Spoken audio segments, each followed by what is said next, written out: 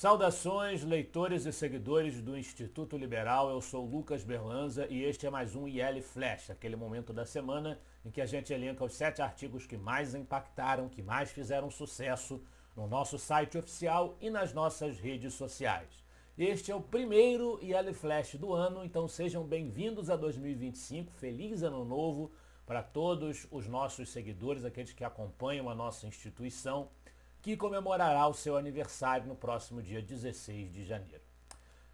Nosso primeiro IL Flash do ano, naturalmente, vai utilizar artigos do final do ano passado, 2024. O primeiro deles é, na verdade, um trecho de um livro de minha autoria que nós reproduzimos no nosso site. A visão hayekiana sobre o individualismo. É um trecho do meu livro O Papel do Estado segundo os Diversos Liberalismos, que também tem o selo do Instituto Liberal, também tem a nossa marca, foi editado pela Almedina Edições 70 e aborda as diversas escolas do liberalismo, as diversas vertentes, notadamente sob o ponto de vista de como elas enxergam que deva ser o papel do Estado, quais devam ser as suas atribuições. E nesse trecho nós trazemos uma análise do que Friedrich Hayek, o grande economista da escola austríaca, versava sobre a tradição individualista que vai desembocar no liberalismo e as causas do declínio do liberalismo no século XX. O que é que fez com que o liberalismo fosse questionado, alvejado, acusado de ter causado problemas que, na verdade, eram problemas mais antigos que ele não tinha tido ainda o condão de resolver.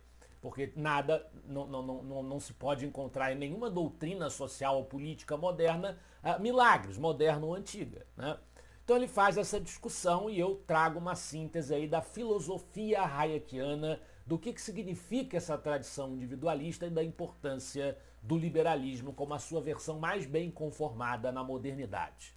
Por falar em economistas austríacos, nós temos também a reprodução de um texto do grande embaixador José Oswaldo de Meira Pena, Mises e Hayek contra Keynes. Ele vai discutir nesse artigo a necessidade de as ideias da Escola Austríaca de Economia aportarem ao Brasil para fazer frente às doutrinas intervencionistas, estatizantes, a extrema manifestação do paradigma keynesiano que nós vamos encontrar na tônica dos nossos economistas, das nossas políticas econômicas. Então, é mais uma passagem histórica desse grande nome do liberalismo brasileiro, que também foi um grande nome do nosso Instituto Liberal. Ao contrário, nós temos uma crítica, mas também de autoria de um grande nome, mas que ainda está entre nós, no nosso Conselho Superior, professor Ricardo Vélez Rodrigues, no artigo Insensatez e Patrimonialismo Escancarado.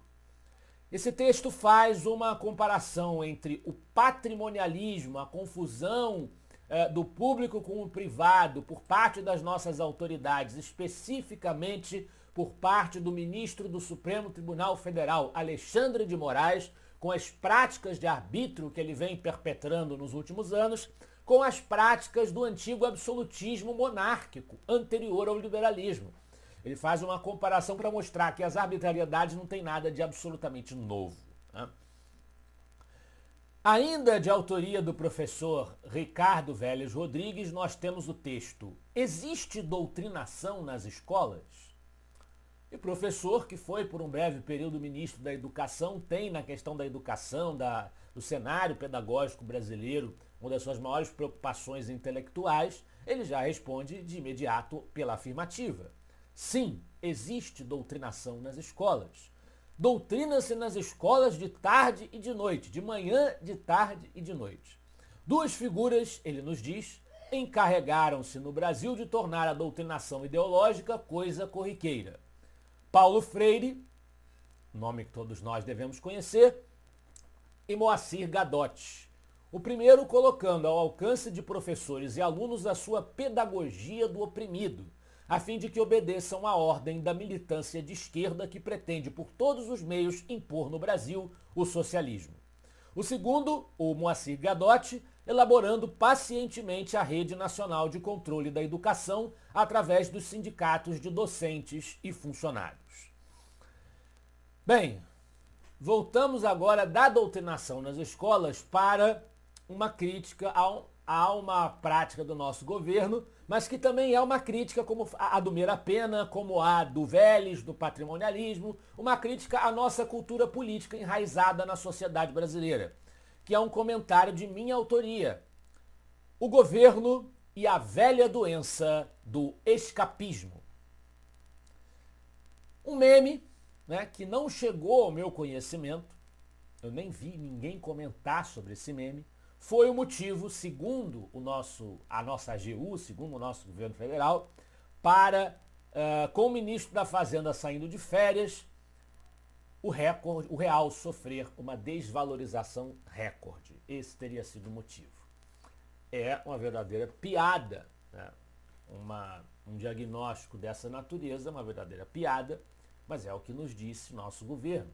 E aí eu faço uma análise de como ao longo da nossa história republicana, os nossos diversos presidentes, governantes, brincaram de acusar forças ocultas, as potências imperialistas do norte, as forças do mal, o Darth Vader, pelas más performances do Brasil na sua política econômica, nas suas necessidades de reformas que não são feitas, sempre jogando a culpa para os outros, jamais assumindo a própria responsabilidade.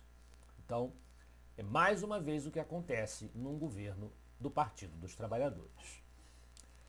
Ainda sobre o governo do Partido dos Trabalhadores, nós temos um artigo do professor Alex Pipkin, A Oligarquia Vermelha, Verde, Amarela.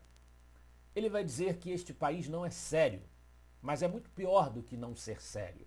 O Brasil lulopetista atual constitui-se num faroeste sem leis. Uma genuína e transparente oligarquia podre, caracterizada por sua hipocrisia suja, por sua ganância fedorenta e maldades desmedidas. O Brasil se encontra diante da maior falsificação da legalidade democrática e da verdade verdadeira.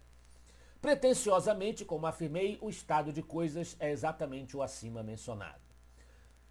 Infelizmente, esta é a nossa realidade. Ainda sobre o governo lulopetista, nós temos na liderança do IL Flash inicial de 2025 o artigo do Gabriel Wilhans. O governo Lula mostra o que nos aguarda entre o autoritarismo e a estupidez. Ele vai nos dizer que uma das consequências de dar ao Estado o poder de ser o árbitro da verdade é que isso seja usado pelo governo para silenciar seus críticos e se furtar da responsabilidade por suas políticas e decisões. O governo Lula III, fiel sócio da onda censória que assola o país, dá mais um exemplo do que temos adiante. Não é que o ministro da SECOM, Paulo Pimenta, o mesmo que fez a Polícia Federal investigar postagens críticas à resposta do governo durante as inundações que devastaram o Rio Grande do Sul, apontou que a alta do dólar, que tem quebrado recorde após recorde de maior cotação da história, é fruto da indústria da fake news. Esse foi exatamente o tema que eu comentei antes. Então ele retoma para fazer a sua apreciação de que essas pessoas não têm o menor moral, o menor condão de decretar o que é verdade e o que é mentira. Esse foi o nosso IL Flash dessa semana. Eu espero que vocês gostem dos artigos e dos debates proporcionados pelo Instituto Liberal. Afinal de contas, semana que vem estaremos de volta. Afinal de contas, para nós, você é a parte mais importante da sociedade. Até a próxima. Feliz Ano Novo.